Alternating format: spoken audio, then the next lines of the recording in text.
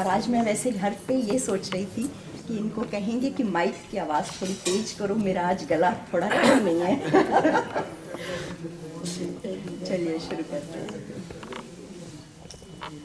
ओम गणेशाय नमः, ओम गुरुदेवाय नमः, ओम शिवाय नमः। मंगलम भगवान विष्णु, मंगलम गरुड़ध्वजं, मंगलम पुंडरीकाक्षं, मंगलाय तनूहरि। ओम नारायणं नमस्कृत्य नरं चैव नरोत्तमं, देवीं सरस्वतीं व्यासं ततो जयमुदीरये। वासुदेव सुतं देवं कंसचानूरं, देवकी परमानंदं कृष्णं वन्दे जगद्गुरुं, कृष्णं वन्दे जगद्गुरुं, कृष्णं वन्दे जगद्गुरुं। मंदिर में आए हुए सारे ही श्रद्धालु भक्तों को मेरा हार्दिक नमस्कार। I missed you all. I miss you too. Thank you. अभी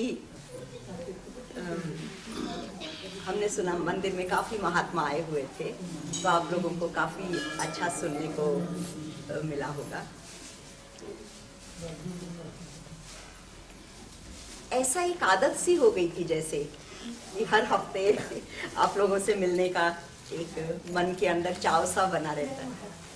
तो चलिए कोई बात नहीं, आज फिर से नए सिरे से शुरू करते हैं। तो आप लोगों को जो गीता हमने सुनाई थी 3 अध्याय, वो सारे याद हैं आपको? तो जहाँ से छोड़ा था वहाँ से शुरू करें कि शुरू से शुरू करें? एक बार सार बता दीजिए, फिर उसके बाद में थोड़ा तीनों को टच करके फिर आगे कर देंगे। हाँ, या ऐसा करें, या आज मैं ऐसे ही सोच रही हूँ कि आप सब लोगों को इतने पास हैं हम लोग, तो कोई बातचीत करते हैं, क्योंकि यहाँ पे भी बहुत लोग हैं जो जिस तरह से हमारे आम तौर पर जो लास्ट का 15 मिनट का सेशन होता है, उसके बजाय आप लोग भी कुछ कहना चाहें। ये कितने विद्वान व्यक्ति हैं यहाँ, कोई अपनी अपनी बात कहना चाहें, तो उस तरीके से शुरू करते हैं। मैं आप लोगों को एक छोटी सी कहानी सुनाती हूँ और उसके बाद फिर वहाँ से बात शुरू करेंगे। कई बार हमने पहले, वैसे तो मैंने ये कई कहानियाँ वैदिक ऐसी हैं जो पहले बहुत लोगों ने सुनी हुई भी होती हैं, क्योंकि हमारा जो सोर्स है हमारी नॉलेज का, वो तो वैदिक नॉलेज है। तो उसमें कई कहानियाँ ऐसी हैं जो आप लोगों ने कई बार सुनी होंगी, पर उन कहानियों की जो विलक्षण बात है कि जब भी आप सुनते हो, हर बार कोई ना कोई नया अर्थ सामने आता है। और नया अर्थ ऐसा नहीं कि कहानी में होता है, हमारी अपनी मैच्योरिटी बढ़ती है। तो आज से जो 5 साल पहले हमारा अनुभव था और हमने जो सुना, तो आज जब हम सुनते हैं तो हमको लगता है how could I miss that one, how could I miss the last time. तो आपको एक कहानी सुनाएं। एक बार एक किसान, उसके बड़ी मेहनत करता था किसान, लेकिन उसके खेतों में कुछ वर्षा नहीं हुई। तो उसके खेतों में जब वर्षा नहीं हुई तो वो बड़ा परेशान हो गया। उसने कहा इतनी मेहनत है और आखिर में जो है वो सारी मेहनत हमारी बेकार चली गई, तो क्यों ना मैं ऐसा करूं कि अपना खेती का कामकाज छोड़ के कोई दूसरा बिजनेस शुरू करूं, अनदर वेंचर, किसी दूसरे बिजनेस में हम। समझ में नहीं आया उससे मैं क्या बिजनेस करूं, लेकिन फिर उसने सोचा मेरे पास थोड़े से बैल हैं, गाय है, कोई 1-2 ऐसे जानवर हैं, क्यों ना मैं जानवरों की खरीद और बेच का काम शुरू करूं। ऐसा सोचा उसने, और उसने वो अपना काम शुरू कर दिया। जानवर खरीदता कुछ दामों पे, कुछ दिन अपने पास रखता और उसके बाद उनको बेच देता। एक दिन ऐसा हुआ कि शाम के वक्त जब वो अपने काम से लौटा वापस, तो उसका एक मित्र मिला उसको, और उसका मित्र कहने लगा कि हमारे जो पास का ही मंदिर है, वहाँ एक बड़े अच्छे महात्मा आए हैं, और हमने सुना है कि बड़े सिद्ध पुरुष हैं, ऐसे अच्छे महात्मा हैं वो, आओ आज हम उनके दर्शन करके आते हैं। तो उसने कहा कि ठीक है, मैं वो अपने मित्र के साथ महात्मा के दर्शनों को चला गया। महात्मा जी ने बड़ा अच्छा सत्संग सुनाया, अच्छी अच्छी बातें बताई। तो सभी लोग उसके बाद जब सत्संग खत्म हुआ, जाने लगे, तो वो जो व्यक्ति है वो भी उठने को ही हुआ कि इतने में महात्मा जी ने अपने शिष्य से कहा, उसने कहा देखो अब सत्संग खत्म हुआ और इनको देखो ये अब आ रहे हैं। तो उस व्यक्ति ने भी और शिष्य ने भी ऐसे मुड़ के देखा कहीं, तो वहां तो कोई उनको नहीं दिखा। तो उन्होंने शिष्य से कहा वो अभी गली के मोड़ के ऊपर है। तो थोड़ी देर के बाद उन्होंने दरवाजा खोल के झांका तो कोई व्यक्ति आ रहे थे। अब तो वो किसान जो था बड़ा इम्प्रेस हुआ। उसने कहा महात्मा जी के पास ऐसी पावर है कि इनको पता भी नहीं, ये तो यहाँ बैठे हैं और एक जो व्यक्ति है वो बाहर से आ रहा है और वो कह रहे हैं कि देखो बिना देखे इनको पता है कि कौन आ रहा है। इनका सत्संग सुनने बड़ा इम्प्रेस हुआ। तो जब सब लोग चले गए तो महात्मा जी से कहने लगा, महात्मा जी मैं तो ये तो आप तो कोई बहुत ही सिद्ध पुरुष हैं, ये आपको कैसे पता चला कि व्यक्ति अभी इतनी दूर है और आपने पता लगा लिया कि भाई वो आ रहे हैं सुनने। महात्मा ने कहा ये कोई खास बात नहीं है, मैं तो ऐसे ही यहाँ बैठा था, ये तो पक्षी दो ऊपर बात कर रहे थे, मैंने उनकी बोली सुनी और उस बोली से मेरे को पता चल गया कि भाई ये वो आ रही है। अब तो वो व्यक्ति के और भी ज्यादा इम्प्रेस हुआ महात्मा से, कहने लगा आप पक्षियों की बोली जानते हैं, पक्षी आपस में क्या बात कर रहे हैं आप ये समझ सकते हैं। तो महात्मा जी से कहने लगा कि आप मुझे पक्षियों की बोली सिखा दोगे। महात्मा ने कहा इसमें तुम क्या करोगे सीख के पक्षियों की बोली को। उसने कहा नहीं, ये आम लोगों को किसी को नहीं मालूम है, तो अगर मुझे पता होगी तो सभी लोगों में मेरा बहुत इम्प्रेशन जमेगा, सभी लोग सोचेंगे कि मेरे अंदर कोई ऐसी सिद्धि है कि मैं पक्षियों की बात को समझ सकता हूँ। तो महात्मा ने कहा इसमें कोई ऐसी बड़ी बात नहीं है, पर चलो तुम आग्रह करते हो तो हम ऐसा करते हैं, तुम्हें ये पक्षियों की बोली सिखा देंगे और ज्यादा कोई बड़ी लंबी चौड़ी इसमें विद्या नहीं है, तो तुम 1 महीने रोज आ जाया करो हमारे पास शाम के टाइम 1 घंटा और हम तुम्हें सिखा देंगे। अब वो जो व्यक्ति हैं वो तो रोज बिना नागा आने लगे, महात्मा जी के लिए कुछ फूल फल ले आते, दक्षिणा ले आते और अपनी बोली उनसे वो सीखने लगे। और 1 महीने में उन्होंने पक्षियों की बोली बोलनी समझनी सीख ली कि पक्षी आपस में क्या बात करते हैं। और हालांकि महात्मा जी ने उनसे कहा कि ये कोई बड़ी बात नहीं है, don't waste your time in these things.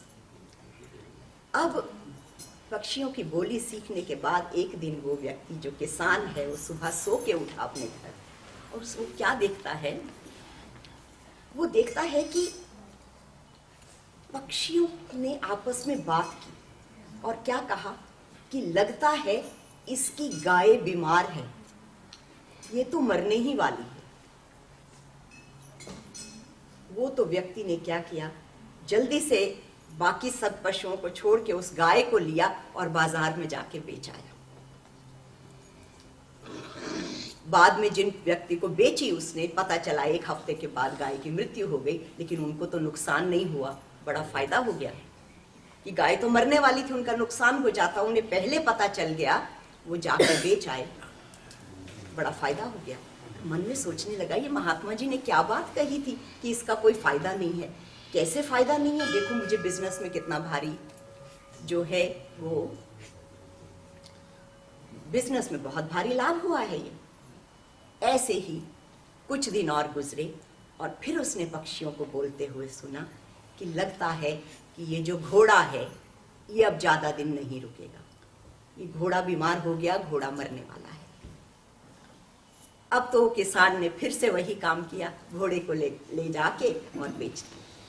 इस तरह से उसको लगा कि इतना फायदा एक छोटी सी महात्मा जी की वो विद्या से मुझे हो रहा है कि मैंने पक्षियों की बोली सीख ली। गया महात्मा जी के पास, फल फूल दक्षिणा चढ़ाए, बड़ा इम्प्रेस कि मैं आपका जो हूँ, समझिए आपका मैं शिष्य बनूंगा। और ये बड़ी बात, ऐसे लगा कि जैसे जीवन में एक आनंद की लहर सी दौड़ गई उनके। अब उस बात को कुछ रोज बीते होंगे, कोई 2 महीने, तो उसने फिर पक्षियों को बोलते हुए सुना कि लगता है किसान के दिन आ गए। अब ये किसान जो है वो ज्यादा दिन नहीं जीने वाला, इसके दिन आ गए और इसकी मृत्यु ऐसा लगता है कि पास नहीं। जब किसान ने ये बात सुनी तो उसके पैरों के नीचे से तो जमीन खिसक गई। उसने कहा ये क्या हुआ? अब वो भागा महात्मा जी के पास। महात्मा जी, मैंने पक्षियों को ऐसे बोलते हुए सुना कि मेरी मृत्यु हो गई, और पक्षी गलत नहीं कहते क्योंकि मेरी आजमाई हुई बात है। मैंने गाय को मरते हुए देखा है, मैंने घोड़े को मरते हुए देखा। तो महात्मा जी ने कहा तो तुमको चिंता किस बात की है? तुम जाओ और अपने को बेच दो।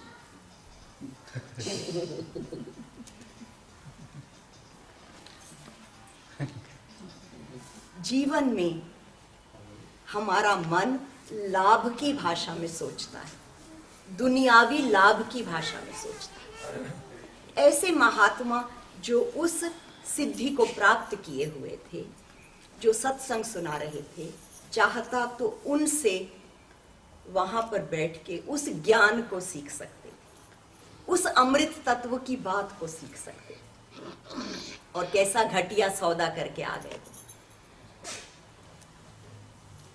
कहानी से सीखना हमें ये है कि क्या हम जीवन में कहीं ऐसे घटिए सौदे तो नहीं कर रहे? क्या इस अमूल्य देह को नष्ट होने से पहले हम कहीं उसका दुरुपयोग तो नहीं कर रहे? हम कहीं उसको छोटी छोटी बातों में तो नहीं बेच रहे? हम छोटे छोटे जीवन के लाभ के लिए अपनी सारी एनर्जी तो नहीं लगा रहे? थोड़ा सा धन कमाने में, थोड़ा सा यश कमाने में, थोड़ा से जीवन के लिए सुख सुविधाएं जुटाने में, कहीं हम अपने जीवन का अमूल्य समय इसमें तो नहीं लगा रहे? क्या इस जीवन से हमें अपने ही इस जीवन से अपनी रोजमर्रा जिंदगी को जीते हुए क्या ऐसा हो सकता है कि हम अमरत्व की प्राप्ति करें, इस शरीर में छुपे हुए आत्मा के ज्ञान को समझें? क्या ऐसा हो सकता है? क्या हम अपनी पूरी एनर्जी, पूरा टाइम, पूरा चिंतन इस तरफ लगा सकते हैं? सारे शास्त्र हमें बताते हैं अगर हमने ऐसा किया तो समझो जो मानव देह में हम आए वो हमारा जन्म सफल हो गया।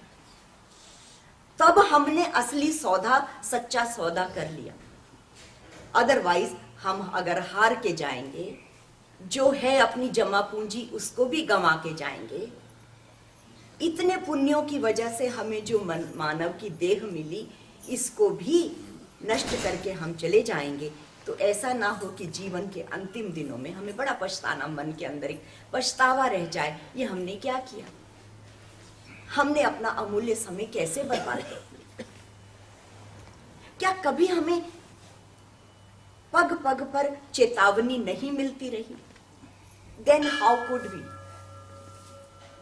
लेकिन कई बार क्या होता है कि ये चीजें बड़े लेटर स्टेज पे समझ में आती हैं जीवन में, और फिर वो बात उतनी बनती नहीं, साधना का उतना समय रहता नहीं, शरीर में उतनी शक्ति रहती नहीं कि मनुष्य जो है वो साधना कर सके, जीवन के इन रहस्यों को समझ सके, उनके अंदर गहरा उतर सके। Because these things takes time. धीरे धीरे अब आप ही लोग सोचें कि जब बचपन में थे, बचपन कहाँ गुजर गया, बचपन के वो 10, 15, 20 वर्ष कहाँ गुजर गए, कुछ पता नहीं चला। और फिर उसके बाद जवानी, उसके बाद शादी विवाह, नया परिवार, फिर अपने बच्चे, वो सब कामों में कितना समय व्यतीत हो जाता है। और ऐसा लगता है कि जैसे कोई एक आंख पे पट्टी सी बांध के, जैसे जहां जहां हमें हमारा नसीब धकेलता चला जा रहा है, हम उस तरफ चलते चले जा रहे हैं। तो इसलिए अपने समय को, अपने जीवन की एनर्जी को, अपने टाइम को very prudently we have to use. जितना समय हमारा निकले सत्संग में, जितना समय निकले हमारा प्रभु के नाम स्मरण में, कीर्तन में, जितना समय लगे इस तरफ की सोच में, उतना ही समय जो है वो हमारा समझिए कि वही समय है जो वो सफल हुआ।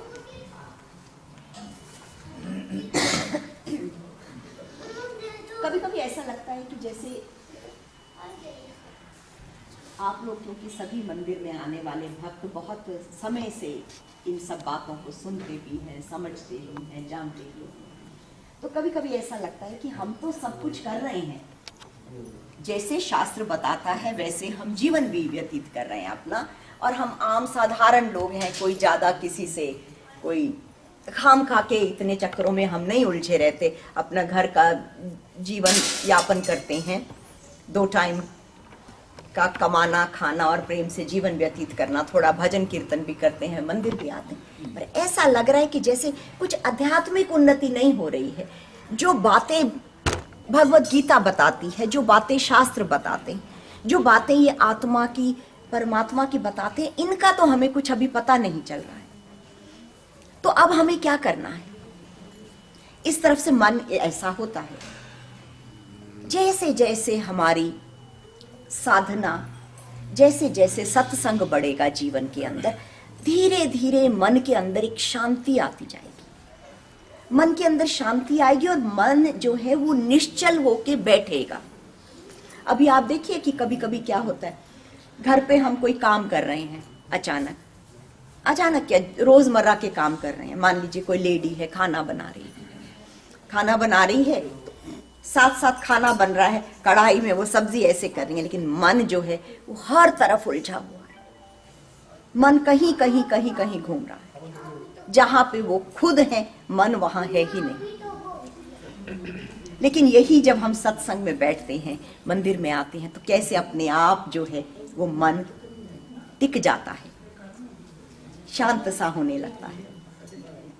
तो मन के इस गुण को समझें आप, कि जहां पर आप हो वहीं आपका मन भी अगर पूरा हो जाता है, तो फिर मन की ऊर्जा भी बढ़ती है, मन की ताकत भी बढ़ती है, और मन जो है वो प्योरीफाई भी होता है। और जितना जितना मन शांत होगा, जितना प्योरीफाई होगा, उतनी गहरी समझ हमें इन बातों की आती जाएगी।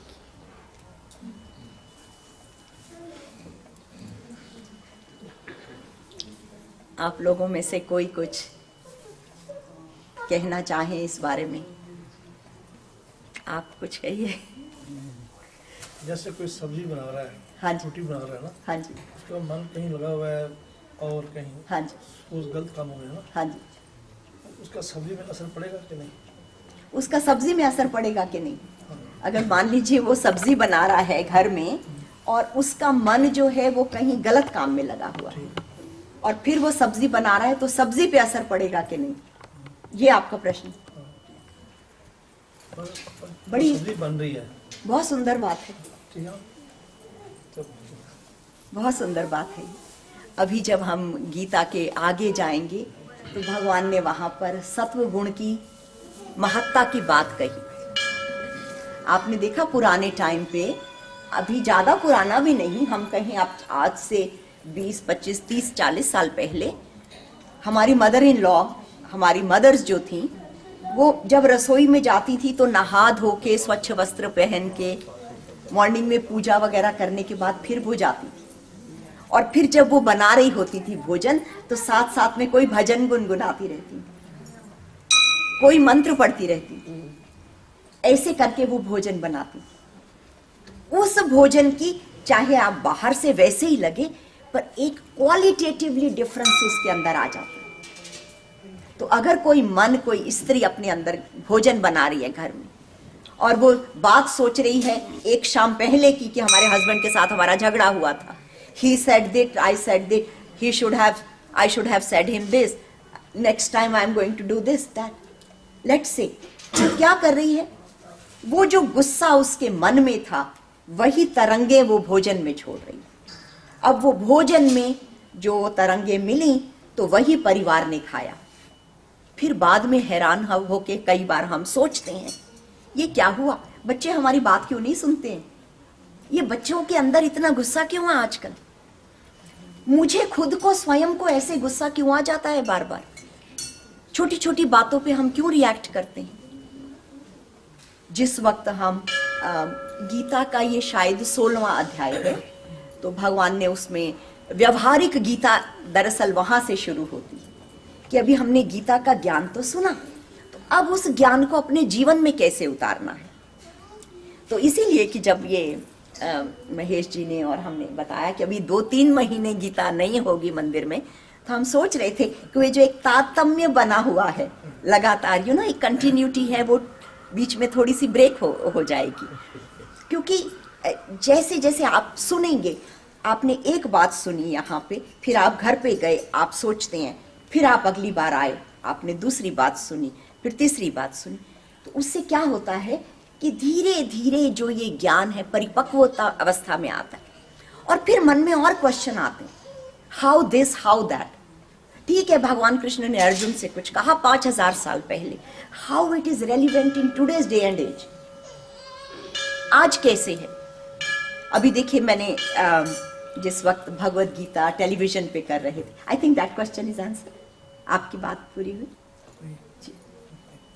सो दैट क्वेश्चन, जिस वक्त हम भगवत गीता कर रहे थे टेलीविजन पे, तो हरप्रीत सिंह मुझसे एक ही बात हमेशा कहते थे कि रजनी जी कोई आज का डे एंड एग्जाम्पल दीजिए। तो अभी हम शुरू की गीता, मेरा ख्याल अर्जुन का मैं बात कर रही थी कि किस तरह से जो अर्जुन हैं उनको आइडेंटिटी क्राइसिस हो गया, कि वो युद्ध के मैदान में आए और उन्होंने सोचना ये था कि मैं एक योद्धा हूँ, मैं एक क्षत्रिय हूँ, मैं एक राजा हूँ, लेकिन वो वहाँ क्या देख रहे हैं और अपने को क्या सोच रहे हैं, ओ आई एम, ये तो मेरे आचार्य हैं, I am grandson of Bhishma Pitamah, I am uncle to somebody, he is my nephew. तो वो एक आइडेंटिटी क्राइसिस हो गया। तो जिस वक्त ये हरप्रीत जी ने बात कही, तो हमसे कहा कि इसको मॉडर्न डे कोई एग्जाम्पल दीजिए हमें इसका। तो वो बात मैं आपसे कहूँ, उसका मॉडर्न डे एग्जाम्पल, कि आप देखिए कि कोई एक लेडी है, ठीक है, हमारा रोजमर्रा का एग्जाम्पल है, वो मान लीजिए यहाँ कहीं डाउनटाउन के किसी ऑफिस में काम करती है। अब वो डाउनटाउन के ऑफिस में काम करती हैं और उनका ऑफिस जो है वो बहुत ज़्यादा, उसमें काम का प्रेशर चल रहा है बहुत। हम देखते हैं यहाँ काम के ऊपर काफ़ी स्ट्रेस होता है, तो काम का प्रेशर चल रहा है बहुत। अब काम का प्रेशर चल रहा है तो उनको ऐसे लग रहा है कि मुझे ये भी करना है, ये भी करना है, ये भी करना है, लिटिल स्ट्रेस्ड। आज सो के उठी काम पे जाने के लिए, देखा कि 2-2.5 साल का जो बच्चा है वो काफ़ी बीमार है, उसकी तबीयत ठीक नहीं है। ओहो, मुझे तो इसको डे केयर पे छोड़ना है और काम से हम छुट्टी नहीं ले सकते बिकॉज बहुत काम का इस टाइम प्रेशर है। अब क्या हुआ, अब वो जो है लेडी किसी तरह से बच्चे को डे केयर पे किया, दवाई दी, कुछ किया, काम पे पहुंची। अब वो काम पे पहुंची हैं, डाउनटाउन के उस ऑफिस में बैठी हुई हैं। वहां पर किसको बैठे होना चाहिए, उस टेबल पे बैठे होना चाहिए एक स्किल्ड वर्कर को। वहां कौन बैठा हुआ है, a worried mom is sitting there. कैसे तालमेल खत्म हो गया। डाउनटाउन के इस ऑफिस में एक एफिशिएंट वर्कर को बैठना था, उसके बजाय एक वरीड मॉम बैठी हुई।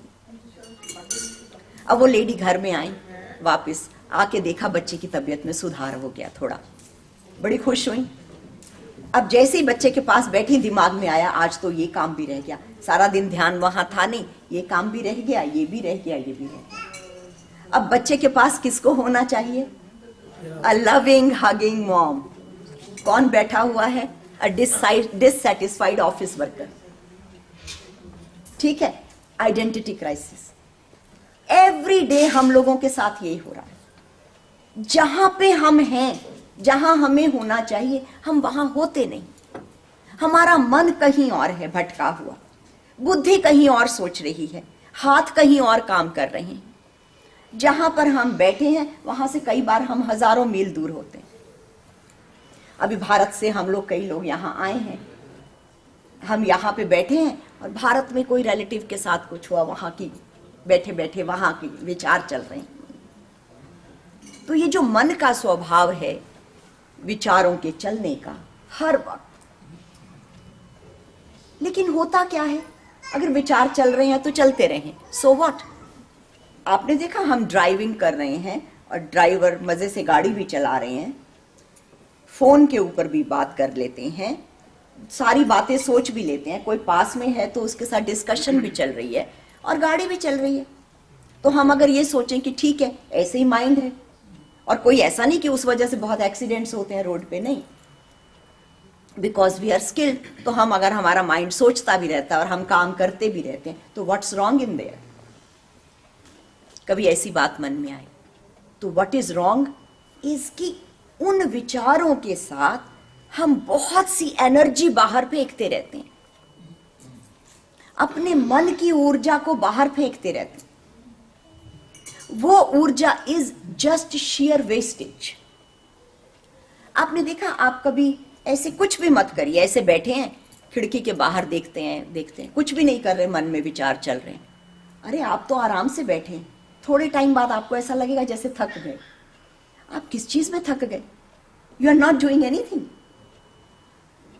जितनी ज्यादा तेजी से दिमाग दौड़ता है, जितनी विचारों की संख्या ज्यादा है, उतना हमारा जो मन है वो उसके अंदर शक्ति कम से कम होती चली जाती है। बिल्कुल शक्ति जो है वो क्षीण होती चली जाती है, और जो क्षीण मन है, जिसकी शक्ति बिखरी बिखरी है, वो मन कोई बहुत अच्छे फैसले नहीं ले सकता, वो मन बड़ी साधना में नहीं उतर सकता है, वो लाइफ के बड़े चैलेंजेस को फेस नहीं कर सकता है वो मन। तो इसलिए विचारों की संख्या कम कैसे होगी? मन की ये जो भाग दौड़ है, हर वक्त का सोचना है, ये कैसे कम होगा? आप इस बात को इस एक एग्जाम्पल से समझ लें कि जैसे पानी है कहीं पे भी, नदी में, समुद्र में, तो ऊपर ऊपर बड़ी लहरें होती हैं, खूब लहरें चलती हैं, लेकिन अगर आप थोड़ा सा डीप डाउन जाएं तो वहां कोई लहरें नहीं है। तो इसी तरह से मन में भी हमको थोड़ा गहरे उतरना पड़ेगा। इस मन में हमको अंदर डीप डाइविंग करनी पड़ेगी, वहां पर सब सुंदर है, सब शांत है। तो वो डाइविंग कैसे होती है मन की? कि मन की डाइविंग ऐसे होती है कि जैसे ही मन थोड़ा रुकता है, मन शांत होता है, तो उसका स्वभाव है वो अपने आप अंदर की तरफ मुड़ता है, उसकी वृत्ति अंतर्मुखी होती। जो शांत मन होता है उसकी वृत्ति अंतर्मुखी होती है। तो अब आपको, अभी आप भजन सुन रहे थे, कीर्तन सुन रहे थे, सत्संग सुनते हैं, तो उससे क्या होता है? मन शांत होता है। ये जो भजन है, कीर्तन है, ये सब साधन है। किस लिए? कि मन थोड़ा सा शांत। जैसे ही मन शांत होगा, अपने आप बैठेगा। और फिर हम आगे जब भगवद गीता में आगे जाएंगे तो और फिर ध्यान की बात करेंगे। लेकिन ध्यान की बात जो स्ट्रेस वाला मन है उससे नहीं की जा सकती। ध्यान बहुत इंपॉर्टेंट है जीवन में। Meditation is very important in life. भगवान में ध्यान योग में, जब हम ध्यान योग की बात करेंगे तो आपको पूरी डिटेल से बताएंगे कि कितनी इंपॉर्टेंस दी है उसको, ध्यान को।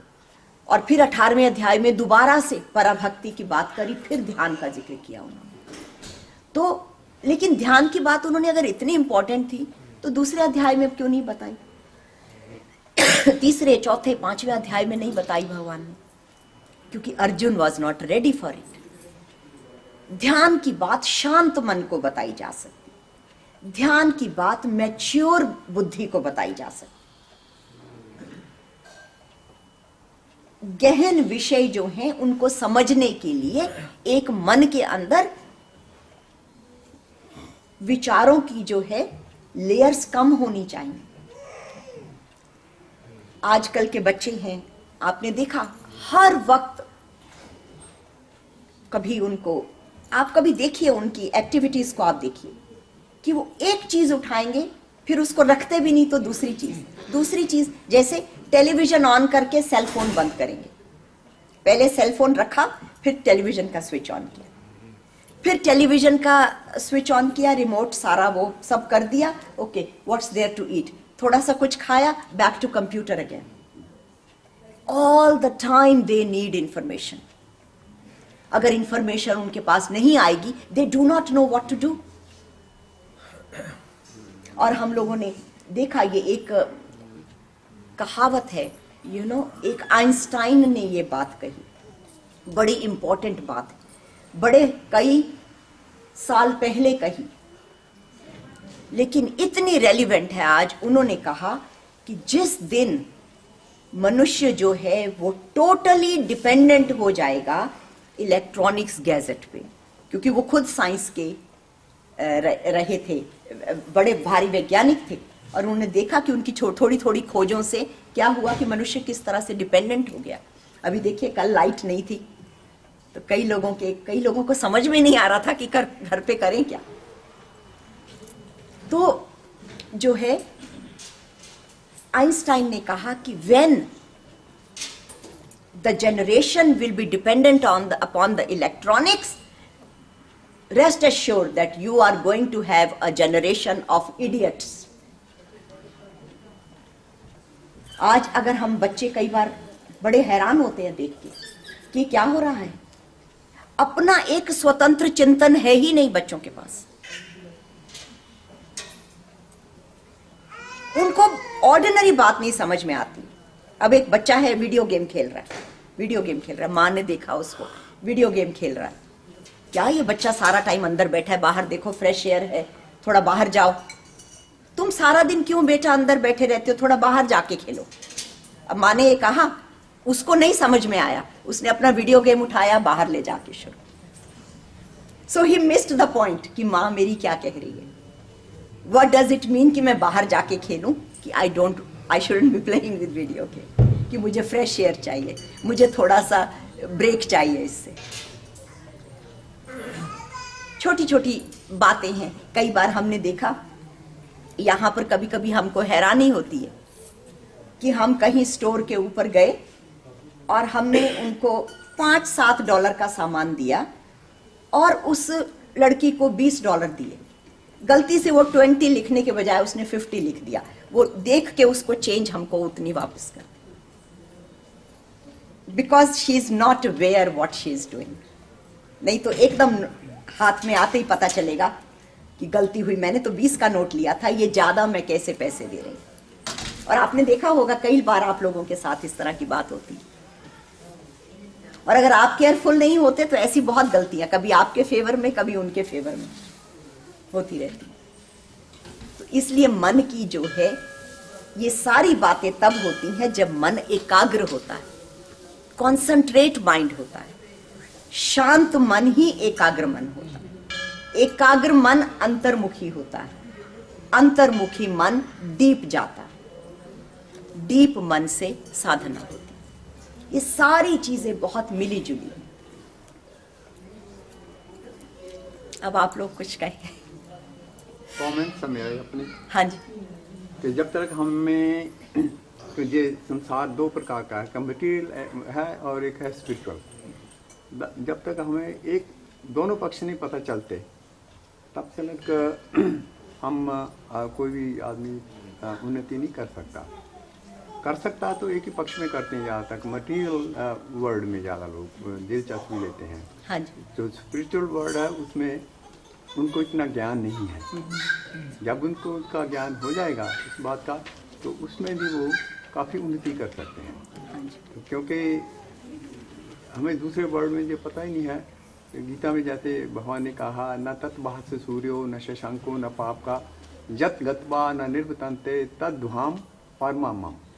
एक वो मेरा धाम है जहाँ पर ये लाइट सूर्य की आवश्यकता नहीं है। उस धाम में जाने से जब व्यक्ति एक दफ़ा चला जाता है उस धाम में, वैकुंठ धाम में, तब वो वापस नहीं आता।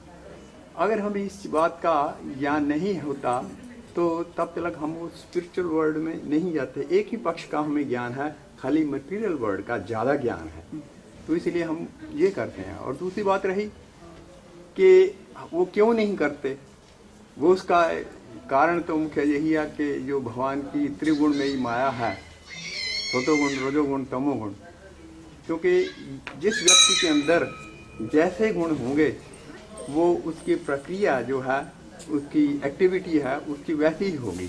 और ज़्यादा अधिकतर हम लोगों को ये मालूम नहीं कि सत्गुण किसमें से कैसे प्राप्त किए जा सकते हैं, क्योंकि सत्गुण के क्या लक्षण है और उसके रिजल्ट क्या है, तो तभी हम उसके ऊपर ये उन्नति कर सकते हैं। मुख्यतः तो यही रजोगुण। मैं थोड़ा सा इन्होंने जो कहा है उसको बताओ आप। ये कह रहे हैं कि जो ज्यादा लोग हैं वो मटेरियल लाइफ की तरफ जाते हैं, स्पिरिचुअल लाइफ की तरफ कम जाते हैं। और यहाँ ऐसा होता है कि हम दोनों साथ साथ नहीं होते हैं, एक जाता है तो एक छूट जाता है।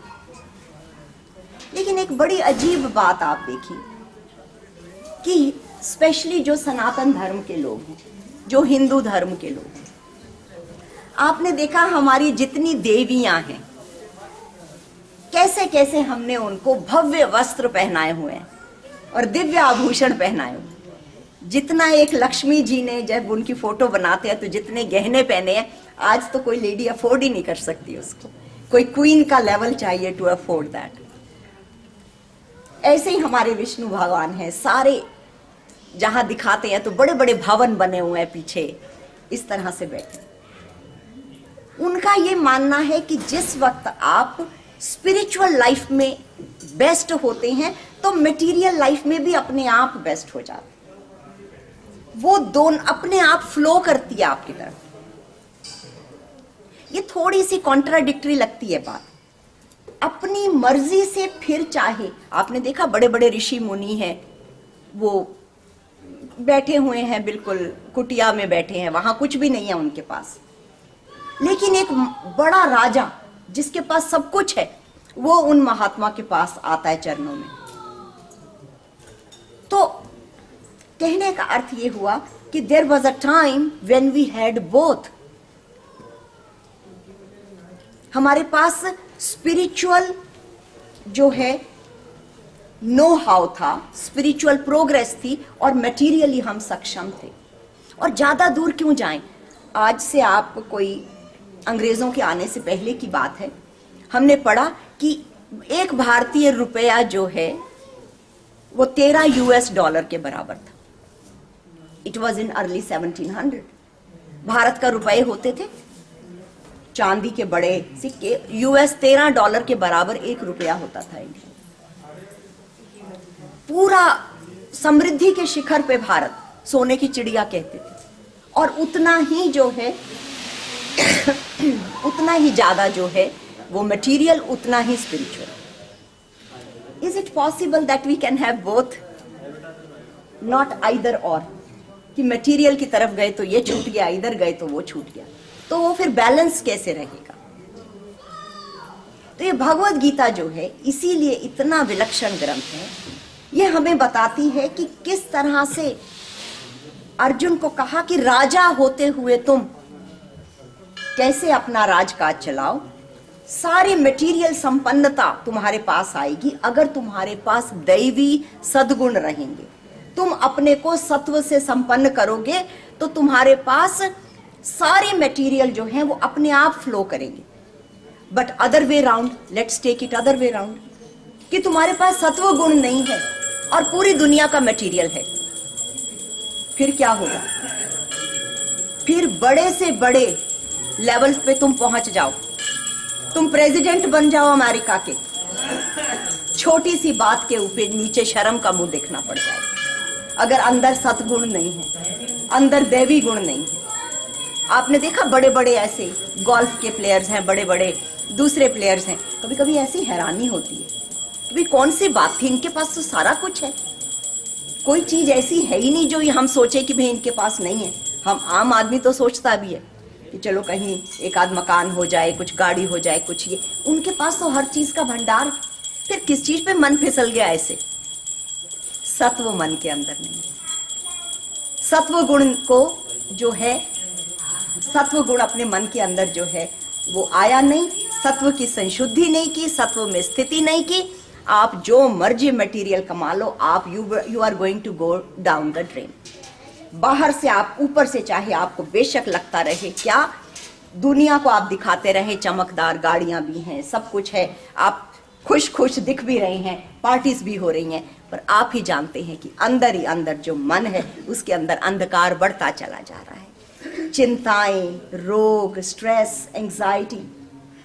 बड़ा हॉलीवुड स्टार अभी रिसेंटली वो रॉबिन विलियम्स की मैं बात कर रही हूँ, दुनिया को हंसाते थे वो, कैसे बड़े successful star, and then he committed suicide. कहाँ भूल हुई? सत्व की संशोधन। तो आगे जब हम व्यवहारिक गीता करेंगे तो हम इन बातों को देखेंगे कि उस गीता को जो हम सुनते हैं उसको हमने अपने जीवन में कैसे उतारना। क्योंकि ऐसा नहीं कि सारा ज्ञान जो है वो बस मस्तिष्क तक रह के खत्म हो जाए, वो जीवन में कैसे हमारे उतरे, हमारे जीवन को कैसे बदले, इस बारे में हम बात करेंगे। और कोई कुछ कहें? अर्जुन को कृष्ण ने भगवान ने ज्ञान दिया तो बहुत शांत थे, शांत तो नहीं थे। हाँ जी, हमने कहा शांत न होता तब ज्ञान देते। हाँ जी, इसका मतलब हाँ जी। ये बड़ी सुंदर बात इन्होंने कही है। This is very nice. अभी तक मैंने जो बातें कही उसकी एकदम कॉन्ट्राडिक्टरी बात इन्होंने पेश की है। क्योंकि हम अब तब से ये कह रहे हैं आपको कि मन शांत होता है तो ज्ञान समझ में आता है।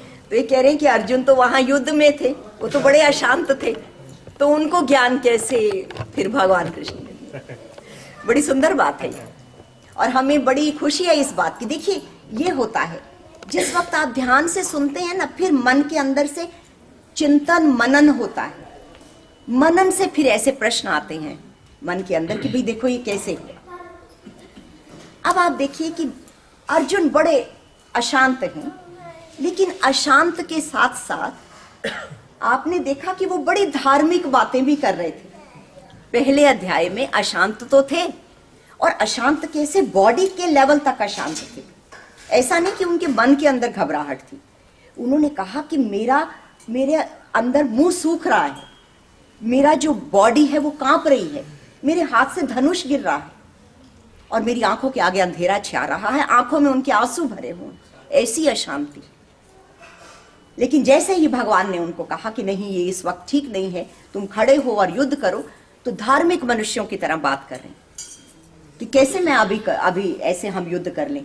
युद्ध करेंगे तो ये तो अपने ही फैमिली के लोग हैं, दोनों तरफ के आदमी जो हैं वो तो पुरुष, उनकी तो मृत्यु हो जाएगी, और फिर जो बाकी बचेगा कौन? लेडीज बचेंगी, वो तो लेडीज बचेंगी, और जो बचेंगे वृद्ध लोग और बच्चे, तीनों ही सक्षम नहीं है अपनी रक्षा करने के लिए। उनकी रक्षा कौन करेगा?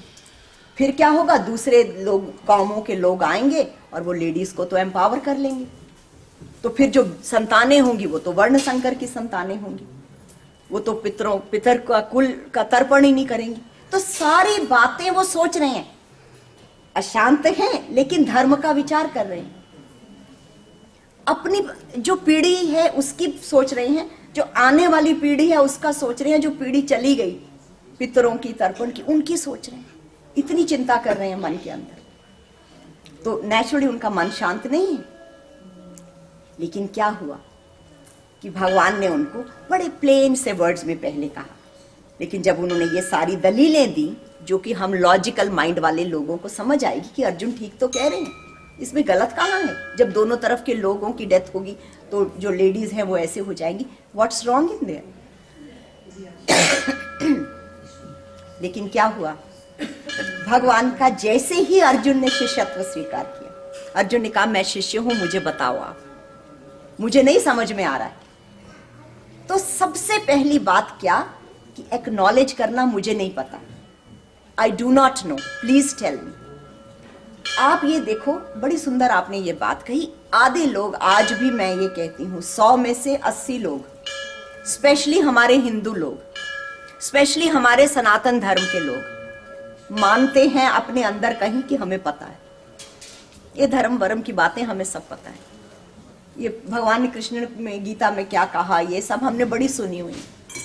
और जो पंजाबी यहाँ सरी में कुछ ज़्यादा भी पंजाबी लोग हैं, कहते हैं सानू आपा नु सब पता जी, आपा बहुत दुनिया देखी है। तो भगवान ने सबसे पहले, पहला श्लोक दूसरे अध्याय का, मैंने बड़े अच्छे से जब हमने बात की थी उस बारे में, सबसे पहले अर्जुन को फर्स्ट श्लोक में उन्होंने कहा, निशोच्य का कर शोक कहता बात प्रज्ञावाद की, जीते मरे का शोक ज्ञानी जन कभी करते नहीं। कि तू बातें तो पंडितों की तरह कर रहा है और तुझे शोक तो कर रहा है जैसे साधारण लोग करते हैं। तेरी सारी बातें जो हैं, तुम्हारा ज्ञान ऊपर ऊपर का है। अर्जुन, तुमने देखा नहीं, तुमने आत्मा को समझा नहीं, और जिसने आत्मा को नहीं समझा उसने अभी कुछ नहीं समझा। लेकिन अगर आत्मा को नहीं कुछ समझा, अभी कुछ नहीं समझा, हम सत्संग में आते हैं, हमें बैठते हैं, हमें अभी कुछ पता ही नहीं चला, तो are we wasting our time? नहीं। मंजिल मिले मिले ना मिले, मंजिल मिले मिले ना मिले, मंजिल की जुस्तजू में मेरा कारवां तो है। भगवान हमारी इस बात को समझते हैं। आखिर after all we are his part and parcel. वो देखते हैं कि ये जो आत्मा है ये मेरी तरफ आना चाहती है, हमने बस अपनी वो डिजायर करनी है। भगवान तो कई तरीके से हमारे पास भागते हुए चले आएंगे।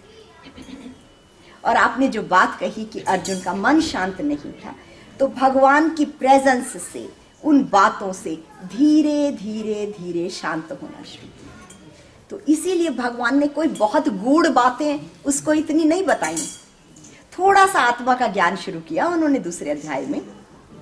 पर दूसरे अध्याय में आत्मा का ज्ञान भी बताया, थोड़ा सा बताया, थोड़ी समाधि की बात भी की। पर उन्होंने क्या देखा, जैसे ही तीसरा अध्याय शुरू हुआ अर्जुन को कुछ भी समझ में नहीं आया। क्यों, कैसे समझ में नहीं आया? पहला श्लोक तीसरे अध्याय का, कि भगवान को कह रहे हैं, ऊपर ऊपर से सुन रहे हैं बातें, अंदर एक ही प्रश्न, युद्ध नहीं करना मुझे, युद्ध करूं कि नहीं करूं।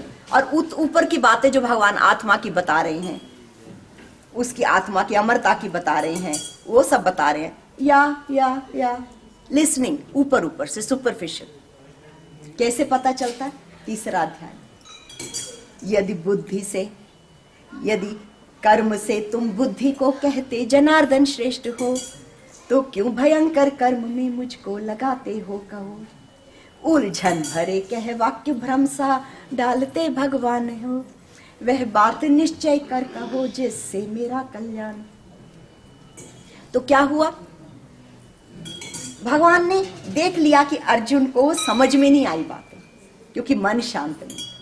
तो अब धीरे धीरे भगवान ने कहा, okay let me start systematically, मैं कर्म योग से शुरू करता हूं। अभी तुम ऊपर ऊपर की बात समझो, अपने कर्मों को बिना आसक्ति के, रोजमर्रा के कर्मों, अपनी रेगुलर ड्यूटीज को बिना आसक्ति के, बिना फल की चिंता करते जाओ।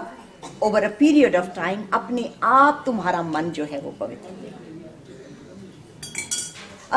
अर्जुन चाह क्या रहे थे कि भगवान अगर आत्मा की अमरता की, अजरता की ये सब बातें कर रहे हैं, तो भगवान मैं ऐसा करता हूं, अभी युद्ध से निकलता हूं और जाके कहीं बैठ के तपस्या करता हूं। तो भगवान ने कहा कि वो भी तुमसे नहीं होगा, तुम सोच रहे हो। उस तपस्या में लगना, उस साधना में लगना तो बेहद शांत मन का काम है। जो मन ऑलमोस्ट विलीन हो चुका है, जिसकी डिजायर्स बहुत खत्म हो चुकी हैं, बड़ा सबड्यूड माइंड जो हो चुका है, वो उतरेगा साधना में। तुम इतने अशांत, ऐसा रजोगुण तुमको 1 मिनट में ले जाएगा। कहीं बैठे हो किसी शिला के ऊपर, कहीं जंगल में, और अचानक कहीं से खबर मिल गई, अभिमन्यु को मार दिया उन्होंने युद्ध में। Before you know you would be out and running towards battlefield again. You are not there yet. तो भगवान ने को पता है कि वो उसका मन शांत नहीं है, तो धीरे धीरे ज्ञान कर। आप देखिए कि हम लोग जब कोई बच्चे आते हैं हमारे पास कई बार, तो बड़े बेचारे घबराए हुए और अपनी माँ को बोल रहे हैं, oh mom you know what happened in the school. माँ कहती है ओके ओके ओके, पहले पानी पी ले, थोड़ा आराम कर, फिर तुम्हारी मैं बात सुनूंगी, तुम अभी बड़ी तेजी में हो। तो वो इसी तरह से भगवान ने धीरे धीरे शुरू किया, कर्म योग की बात बताई, फिर कर्मों को कैसे करना है प्रॉपरली उसकी बात बताई, फिर डिजायर्स को थोड़ा कंट्रोल की बात बताई, फिर ध्यान में उतरने की बात बताई, और उसके बाद फिर उन्होंने भक्ति की बातें। तो over a period of time systematically, तो ये जो आपकी बात है कि शांत मन जो है वो भगवान की प्रेजेंस से, उनकी बातें सुनने से वो होता चला गया। ऐसे ही भगवान को 18 अध्याय नहीं बोलने पड़े, नहीं तो वो तो भगवान थे। जो बात उन्होंने 10वें 11वें अध्याय में अर्जुन को अपना विराट रूप दिखाया, उसी वक्त दिखाते और कहते चलो Arjun get to the work. He would have nailed it there and then. लेकिन नहीं, भगवान को पता है कि he is not ready for it, तो इसलिए धीरे धीरे उसको प्रिपेयर किया उन्होंने और फिर समझाया गया। That answered your question. उसको समझाया, सब बातें हमें समझाने के लिए। हाँ जी।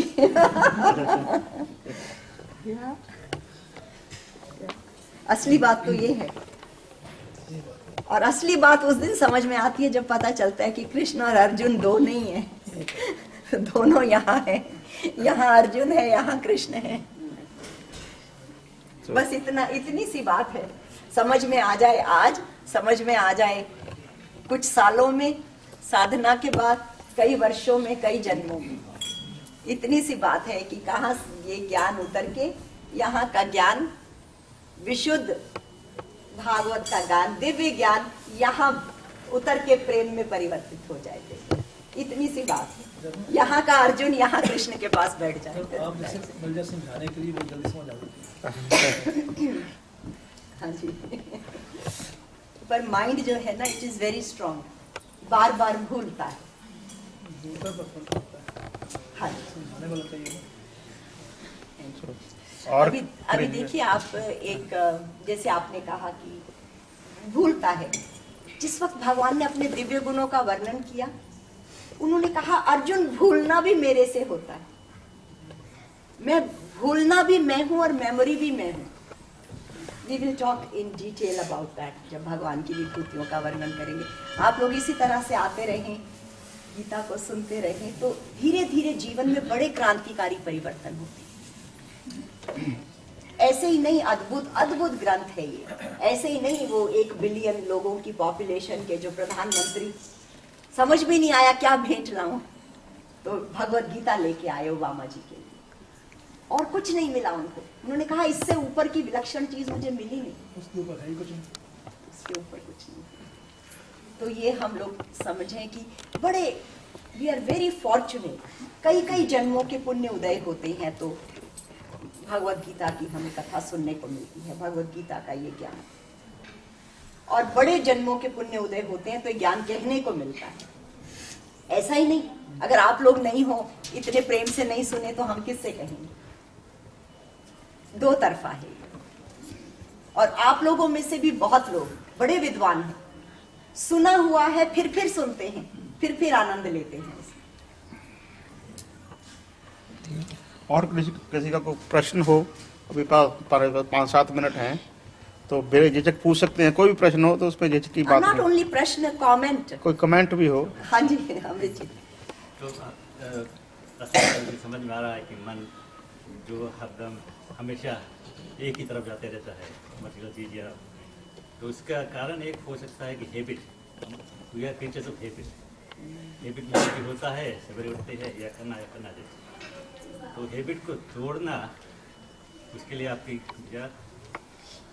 बारे में कुछ बताएंगे?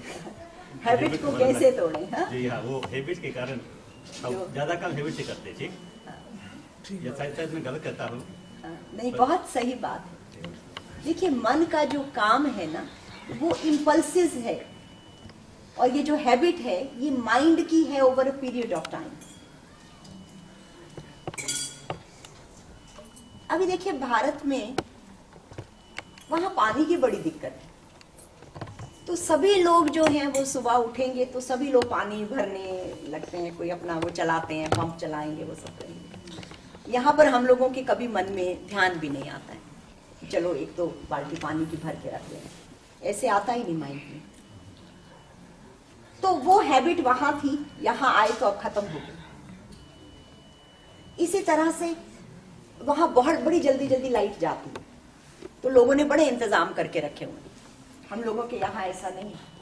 तो कल जब लाइट गई तो बहुत लोगों को they're might not be prepared for it, कि ध्यान ही नहीं है कैंडल्स कहाँ है, लाइटर कहाँ है, क्या चीज कहाँ है। और वहां भारत में पता हर 2 घंटे बाद लाइट जाएगी, तो एवरीथिंग वो सब तैयार करके रखेंगे। तो आपको जो मैं कहना चाह रही हूँ कि जो हैबिट्स हैं, that is result of mental environment and conditioning, both outside and inside. अब हम लोग हैं भारत में, स्पेशली जब हम थे, अब यहाँ आके तो सबकी हैबिट बहुत चेंज हुई। भारत में एक आदत है, आमतौर पर आज भी मैं कहती हूँ 70 से 80% लोग सवेरे उठते हैं, उठते ही नहाते हैं। सुबह उठ के ही नहाएंगे, नहा के फिर चाय वगैरह पीते हैं और फिर अपने कामकाज में लगते हैं। लेकिन यहाँ कुछ ऐसा कोई नियम नहीं है लोगों का। Any time it's okay. वहां पर सुबह ही लोग जाते हैं सैर के लिए, या रात को खाने के बाद सैर करने जाते हैं। यहाँ कोई भी नहीं जाता है रात को खाना खाने के बाद सैर करने। तो वो एक वहां का एनवायरनमेंट। तो हमने देखा कि कई आदतें जो हमारी वहां थी, यहाँ आने के बाद अपने आप छूट गई। और ऐसे ही कई जो मेंटल कंडीशनिंग है, वो जैसे जैसे हम इस ज्ञान को समझेंगे अपने आप छूटती हैं। क्योंकि मन जो है उसको कोई और कंट्रोल नहीं कर सकता है, मन को मन ही कंट्रोल करता है। भगवान ने कहा कि तुम्हारा जो मन है अपना खुद शत्रु है, खुद मित्र है। तो कई बार क्या होता है कि हम ऐसा सोचते हैं कि ये मन तो है, बड़ा स्ट्रांग भी है और हमारे काबू में भी नहीं आ रहा है। कभी कभी हम सोचते हैं रात को कि मैंने, ऐसा लगता है जैसे स्पेयर पार्ट्स हैं इसके अंदर, माइंड में ना बड़े स्पेयर पार्ट्स हैं। कैसे कि आपने रात को सोचा मैंने कल सवेरे जल्दी उठना है, फिर अलार्म लगाया, कल सुबह उठ के नहा के पूजा करनी है। फिर जब सुबह अलार्म बजता आप कहते हो अब ओ आज तो बहुत टायर्ड है, अभी चलो छोड़ो, थोड़ी देर और सो। सेम माइंड जिसने डिसाइड किया कि मैंने कल जल्दी उठना है, वही मन कह रहा है कि अभी रहने दो। तो मन जो है हमारा बड़ा बिखरा बिखरा सा। जिस वक्त मन जो है वो एकाग्र होता है तो उसके अंदर शक्ति आती है। जब मन के अंदर शक्ति आती है, एकाग्र होते हैं, तो फिर वो बॉडी को कमांड करता है। फिर वो जैसा बॉडी को कमांड करता है वैसा बॉडी सुनती है। फिर वो अपने आप डिसिप्लिन में आती है। आफ्टर ऑल सभी काम, सभी ह्यूमन बीइंग आपने देखा होगा, और आपने देखा कि कई बार मुझे I have too much respect for people जिनके अंदर व्यसन आ जाते हैं। कोई सिगरेट बहुत पीने लगता है और फिर छोड़ देता है एकदम से, बड़ी विल पावर चाहिए उसके लिए। कोई एकदम बहुत ड्रिंक करने लगते हैं और फिर सोच लेते हैं no I am not going to do it. तो जिस मन ने शुरू करवाया वो भी तुम हो, अंदर से जो अब कह रहा है कि नॉट एनी मोर, वो भी आप हो। अपने मन को कैसे अच्छी दिशा में ले जाना है, अपने मन को कैसे सन्मार्ग पे ले जाना है, अपने मन को कैसे ऊंचा उठाना है, सिर्फ यही मनुष्य जीवन की गरिमा है। क्योंकि आप देखो कोई एक डॉग है, आप ये नहीं कह सकते कि ये अनलेस अनटिल मेंटल हो तो अलग बात है, कोई बीमारी हो जाए, नहीं तो dog is always remains the dog.